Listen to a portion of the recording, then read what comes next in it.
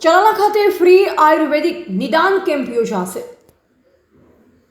ધારી તાલુકાના ચલાલા દાન ભગત ટાઈમ અનુકૂળ આયુર્વેદ ધીરુભાઈ ચલાલાવાળા દ્વારા તારીખ 19 એપ્રિલ 2026ના રોજ ચલાલા ખાતે જૈન મહાજનવાડીમાં મફત આયુર્વેદિક નિદાન કેમ્પનું આયોજન કરવામાં આવ્યું છે। આ કેમ્પનો સમય સવારે 9 થી 12 અને બપોરે 1 થી 4 રહેશે। આ કેમ્પમાં કમર અને ઘૂંટણના દુખાવા, સાયટિકા, ચામડીના રોગો, પેટ સંબંધિત તકલીફો તેમજ ડાયાબિટીસ, બ્લડ પ્રેશર અને કોલેસ્ટ્રોલ જેવા લાઇફસ્ટાઇલ રોગ માટે નિદાન અને માર્ગદર્શન આપવામાં આવશે। સાથે જ તાવ, શરદી, ઉધરસ તેમજ હરસમસા, ભગંદર જેવી બીમારીઓ માટે પણ સારવાર ઉપલબ્ધ રહેશે। કેમ્પ દરમિયાન મફત નિદાન, ઓછી કિંમતે આયુર્વેદિક દવા તેમજ આહાર અને જીવનશૈલી અંગે માર્ગદર્શન આપવામાં આવશે। આયોજકો દ્વારા અપીલ કરવામાં આવી છે કે આ કેમ્પનો લોકો વધુમાં વધુ લાભ લઈને આયુર્વેદિક અપનાવે અને દેશ બચાવે। રિપોર્ટર બિપિન રાઠોડ, ચલાલા, અમરેલી। જી મોહિલભાઈ, આપ શું કહેશો? તો આ કેમ્પમાં મેઇન 4 ઓપીડી રાખેલી છે, એની વાત તો કરી, પણ એની પહેલાં આપણે ધન્વંતરી ભગવાનને જે આયુર્વેદના દેવતા છે એમને આશીર્વાદ લેવા માટે કે બધા જ લોકોને નિરોગી બનાવે અને રોગ મુક્ત જીવન જીવે એવા આશીર્વાદ પ્રાપ્ત કરવા માટે આપણે ધન્વંતરી ભગવાનનો યજ્ઞ રાખેલો છે। તો 8 વાગે યજ્ઞ સ્ટાર્ટ થશે, પછી 8 થી 9 યજ્ઞ ચાલશે, જેમાં જે લોકો આવવાના છે તે બધાનાથી આહુતિ અપાવશું અને બધાને કૃપા પ્રાપ્ત થાય ધન્વંતરી ભગવાનની, એવું કરશું।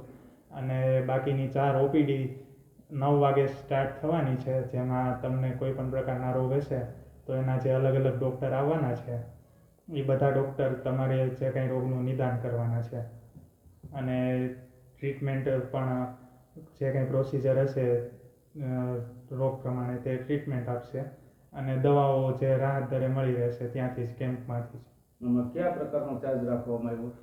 ચાર્જ જે દવાઓ છે એનો રાખવામાં આવ્યો છે, નિદાનનો કોઈ ચાર્જ નથી, ડૉક્ટર ફીસ નથી લેવાના, માત્ર જે દવાઓનો જે ન્યૂનતમ ચાર્જ હશે એ જ લેવામાં આવશે, બીજો કોઈ પ્રકારના ચાર્જ નથી રાખેલો।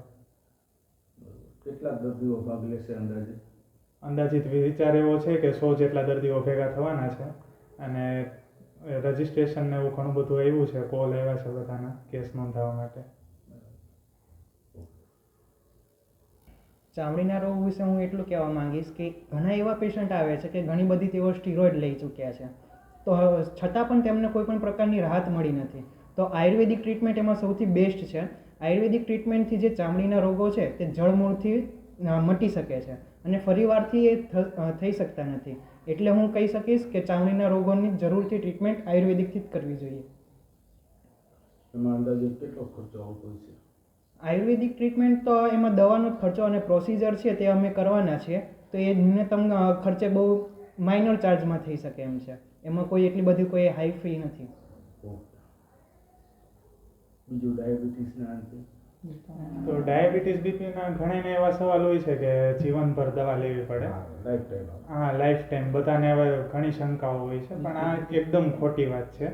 ડાયાબિટીસ ને બીપી જો તમે એલોપેથી દવા લ્યો છો તો એ ડૉક્ટર તો કોઈ દિવસ તમને છોડાવવાના જ નથી, એની દવા તમારે રેગ્યુલર લેવી પડે।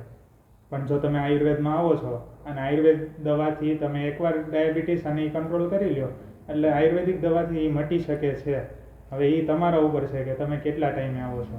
હવે 10-15 વર્ષ સુધી તમે દવાઓ લીધેલી હોય તો એને થોડોક ટાઈમ લઈને મટાડે, પણ આયુર્વેદ એને મટાડી શકે છે, એવું જરાય જરૂરી નથી કે ડાયાબિટીસ અને બીપીની દવા જીવનભર લેવી પડે। આયુર્વેદિક કેમ્પ રાખ્યો 19 તારીખ રવિવાર, 4થો મહિનો અને 2026 જૈન મહાજનવાડીમાં ચલાલા ખાતે રાખેલ છે।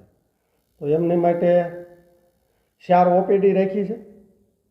એમાં એક ડૉક્ટર છે વૈભવભાઈ ચાવલિયા છે, એ ગેસ, એસિડિટી, પેટની હરેક સમસ્યાનો ઈલાજ વૈભવભાઈ કરવાના છે। તે પછી સાંધાને માટે દુખાવા માટે મોહિલભાઈ મકવાણા છે, એ શરીરના સાંધાના કોઈ પણ જાતના દુખાવા હોય એની માટે છે। તે પછી મારી બાજુમાં બીજા બેઠા છે મિતભાઈ પટેલ છે, એ ચામડીના સ્પેશિયલ ડૉક્ટર છે, સ્કિન સ્પેશિયલિસ્ટ છે, એટલે એ ચામડી માટે જોવાના છે। અને કોમલબેન વાટિકિયા એ આવી રહ્યા છે, હવે એ આવવાના છે। એ ડાયાબિટીસની એની માટે છે. હવે વિશેષ તો હું કહું એની કરતાં મોહિલભાઈને કે આ આયુર્વેદિક વિશે આ કેમ્પ વિશે વાત કરશે. બિલકુલ.